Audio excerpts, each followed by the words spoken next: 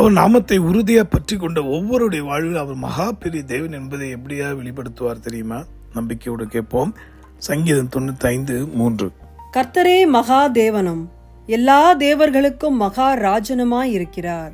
அன்பானவர்களே, ஒரு காலத்திலே இருளில் அகப்பட்டிருந்த நேரத்திலே என் வாழ்விலே யார் இந்த மகாதேவன் என்று தேடின போது இந்த வார்த்தை தான் என்னை ஆச்சரியமாய் நடத்தினது. அதே போல உங்கள் வாழ்விலும் இயேசு கிறிஸ்துவின் நாமத்தை மேல் நம்பிக்கை வைத்து அவருடைய வார்த்தையின்படி நடக்க ஒப்புவிப்பீர்களானால் இந்த நிமிஷம் முதற்கொண்டு அவர் மகா பெரிய ராஜனமாய் இருக்கிறார்.